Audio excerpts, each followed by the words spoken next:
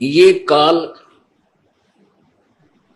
उन पुण्यात्माओं को जो कभी परमेश्वर कबीर जी की शरण में रह करके सत्य भक्ति करके भक्ति के धनी बन जाते हैं, उनको ये अपने गुड प्लेयर सेलेक्ट कर लेता है, उनको ये चुन लेता है।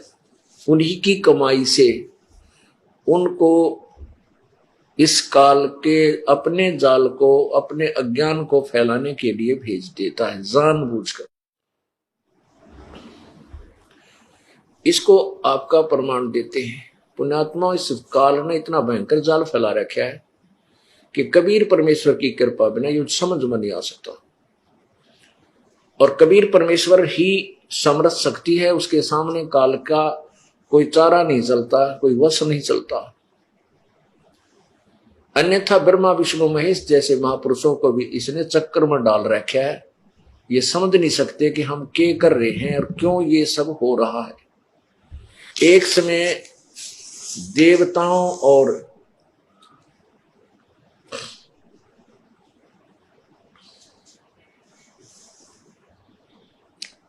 राक्षसों का युद्ध हो गया और देवता हार गए।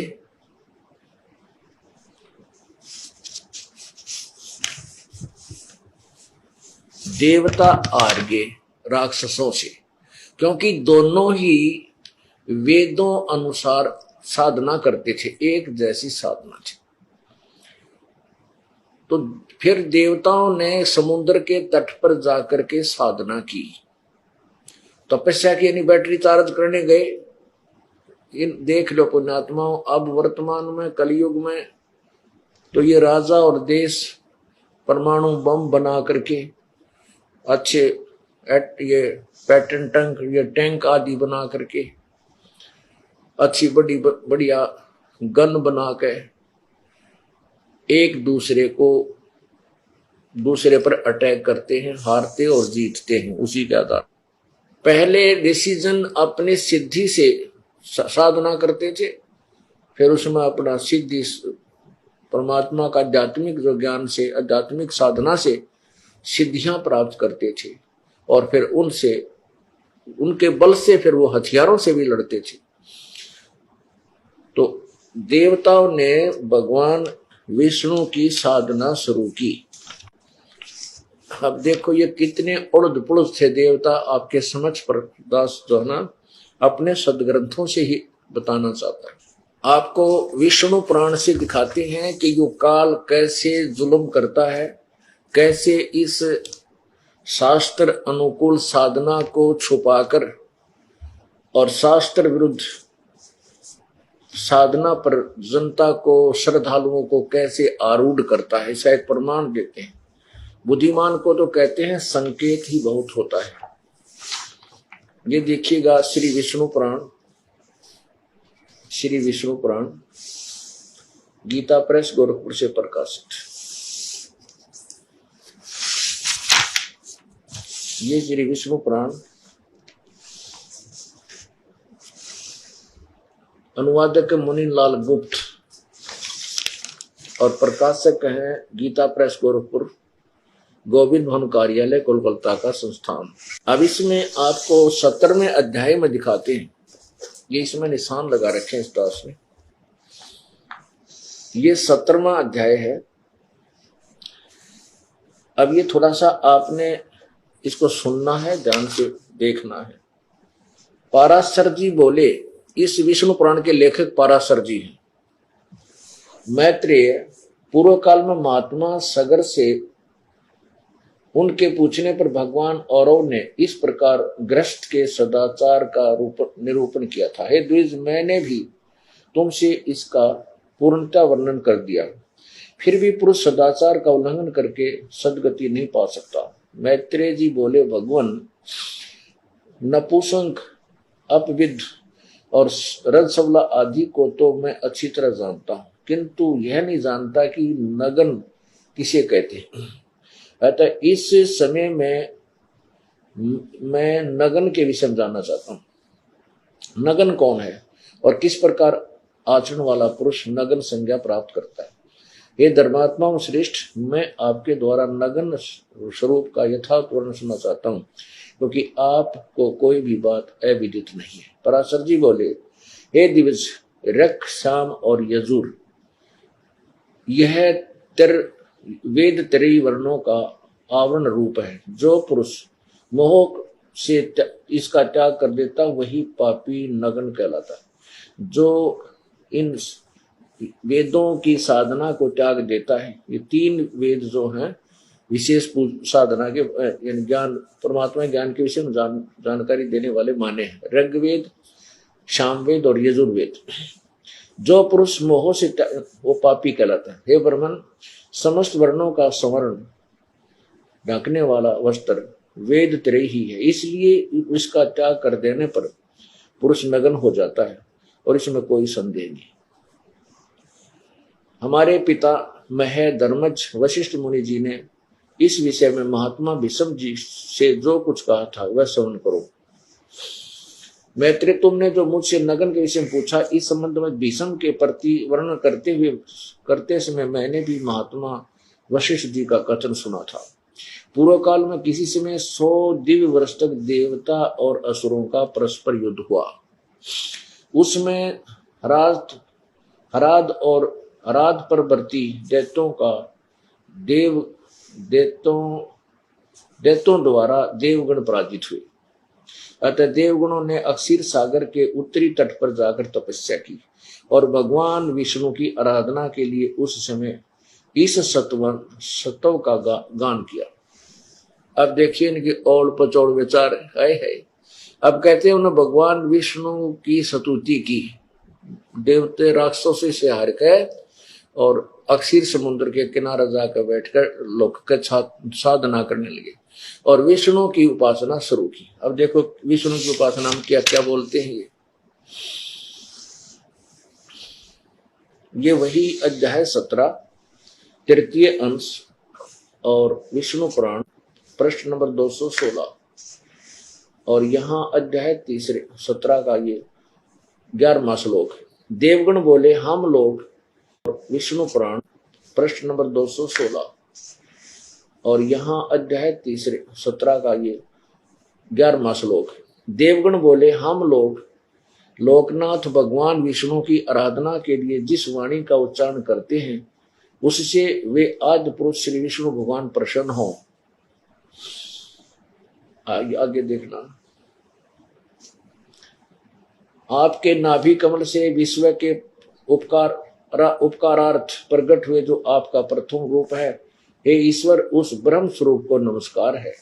आगे देखो, हे पुरुषोत्तम, आपका जो क्रूरता और माया से युक्त घोर तमोमय रूप है उस राक्षस रूप को नमस्कार है। अरे वाह, आप कहे तेरे तू राक्षस है, तेरे राक्षस रूप को हमें नमस्कार है। जो गीता में दिखाता है कि मैं सबको खाने के लिए आया हूं, अर्जुन मैं काल हूं, किसी को नहीं छोड़ूंगा, तू लड़ चाहे मत लड़। अब ने कहे उस तेरे राक्षस रूप को हमारा नमस्कार है। आगे देखो, जो कल्पांत में अनिवार्य रूप से समस्त भूतों माने प्राणियों का भक्षण कर जाता है, हे पुंडरीकाक्ष, आपके उस काल रूप को नमस्कार है। आगे देखो 217 प्रश्न। जो प्रलय काल में देवता आदि समस्त प्राणियों को सामान्य भाव से भक्षण करके नृत्य करता, उसके आपके उस रुद्र स्वरूप को नमस्कार है। अरे वाह, प्रलय काल में देवता और सारे प्राणियों ने खा जाता है और फिर नाचता है खुश होकर के, कहते तेरे उस रूप को नमस्कार है। अरे तरह गजब हुए, सांप की पूजा करें और फिर उस तो उन्होंने हमें बख्शिए। ये सांग था परमात्मा, ये बंदी छोड़, कैसी कृपा बख्शी आपने। ये काल की उपासना करते न, ये नहीं मेरा विष्णु कौन है।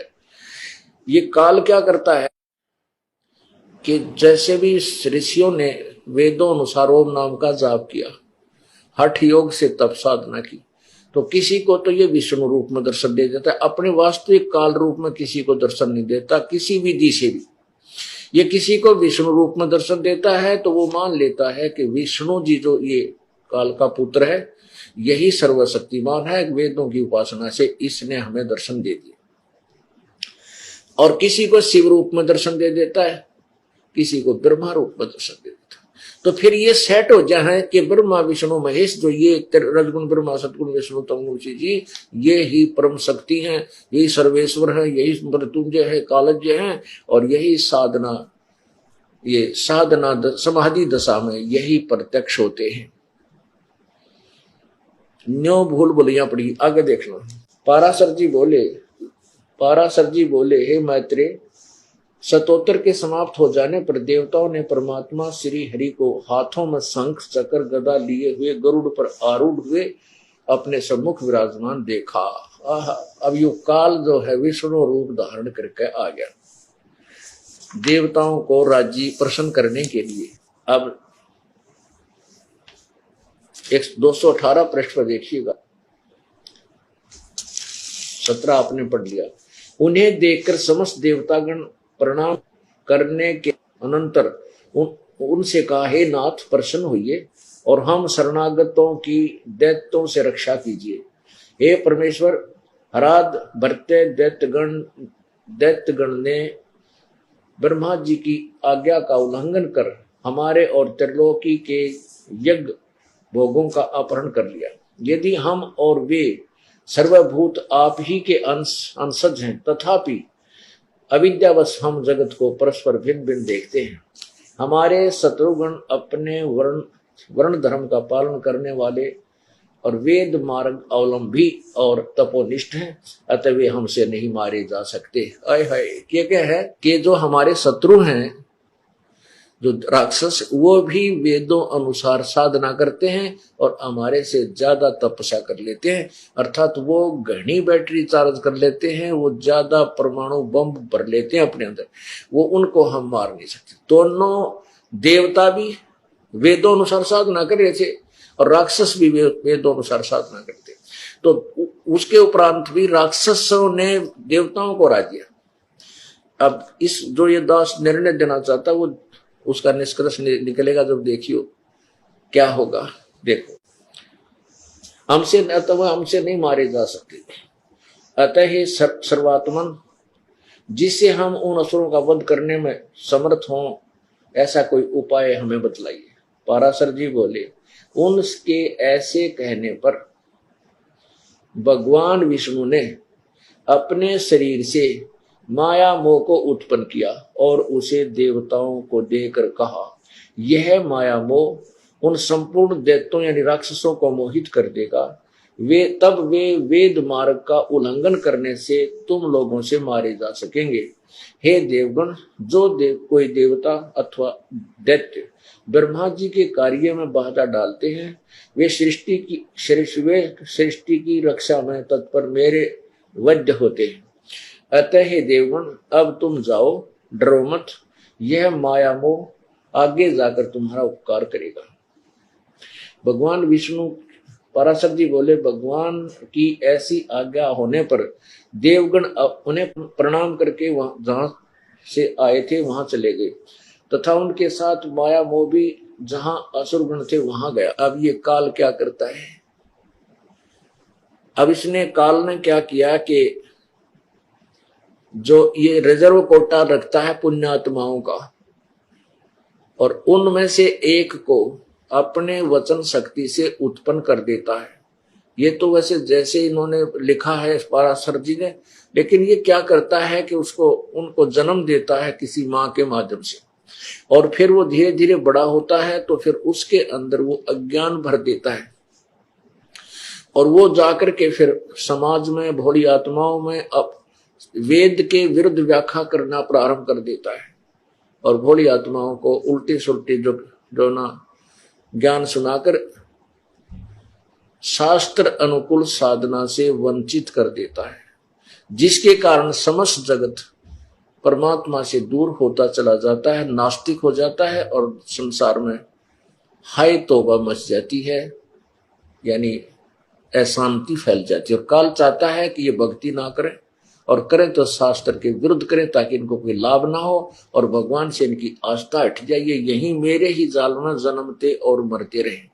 और परमेश्वर कबीर जी आते हैं और वो चाहते हैं कि मेरे विषय में, मेरी भक्तों को, मेरे श्रद्धालुओं में परमात्मा की आस्था बनी रहे और जो अब ये भक्ति काल आया है, इस समय तक ये परमात्मा की तरफ में लगे रहे, तो उसके लिए वो स्वयं भी आते हैं और सत्य साधना को फिर दे करके भगवान अपने अनेक चमत्कार करके जो अनहोनी भगवान क्या करता वो करता है, तो श्रद्धालुओं में फिर पुनः परमात्मा की आस्था स्थापित करता है।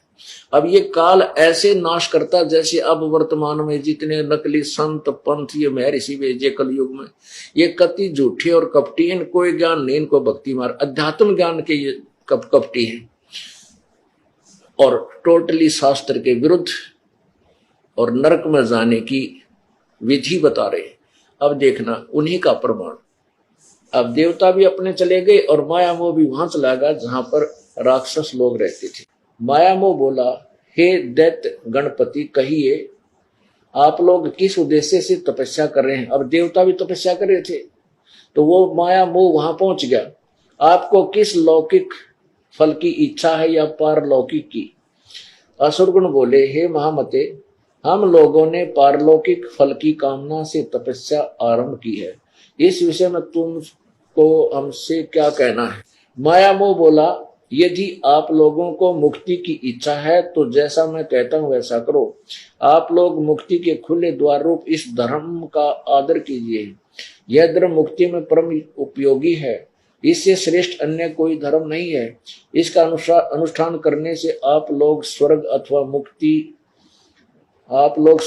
मुक्ति जिसकी कामना करोगे प्राप्त कर लेंगे। आप सब लोग महाबलवान हैं, अतः इस धर्म का आदर कीजिए। पराशर जी बोले, इस प्रकार नाना प्रकार की युक्तियों से अतिरजित वाक्यों द्वारा माया मोह ने दैत्य गुणों को वैदिक मार्ग से भ्रष्ट कर दिया।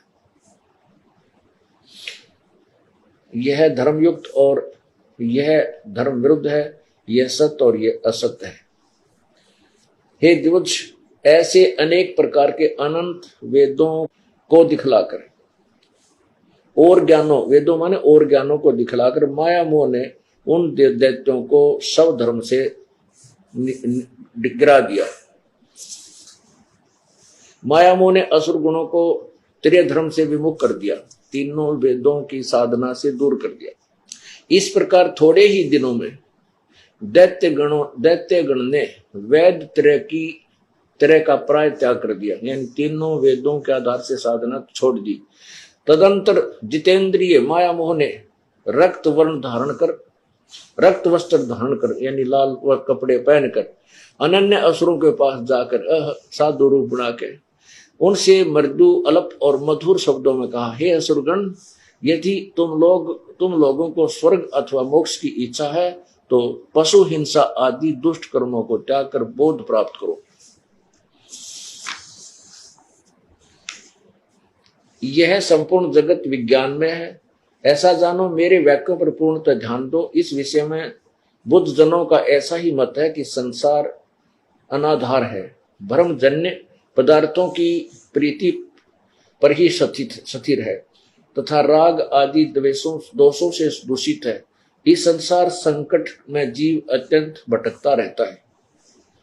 इस प्रकार थोड़े ही समय में माया मोह के द्वारा मोहित होकर असुरगण ने वैदिक धर्म की बातचीत करना भी छोड़ दिया।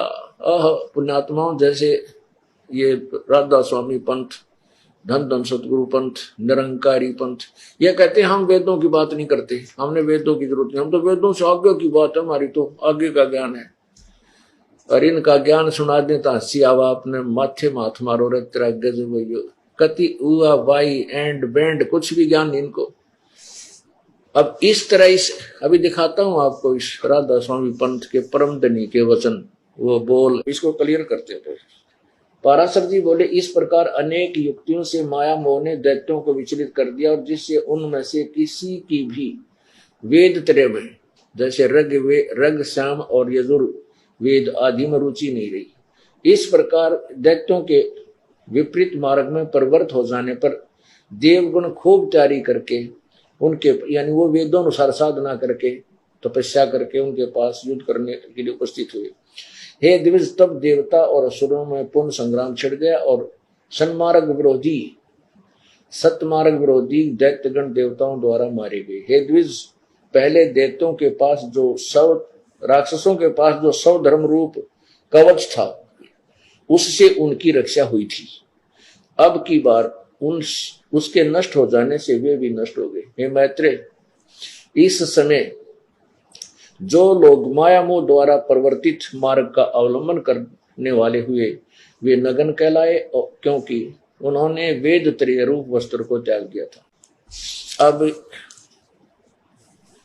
इस प्रमाण से ये सिद्ध हुआ कि ये काल चाहता है कि ये सभी श्रद्धालु शास्त्र विरुद्ध साधना कर भक्तिहीन हो जाएं और फिर ये कुछ धीरे धीरे नास्तिक हो जाएं, और जब परमेश्वर आवे तो कोई भी उसकी बात को ना सुने और भिन्न भिन्न पंथ इस प्रारंभ हो जाएं और अपने अपने मत के आधार पर ये आधारित रहें। लेकिन परमेश्वर वो परम शक्ति है, उस परमेश्वर को पूर्ण ज्ञान है कि कैसे मैंने अपने बच्चों को अपनी शरण में लेना है, कैसे उनको ज्ञान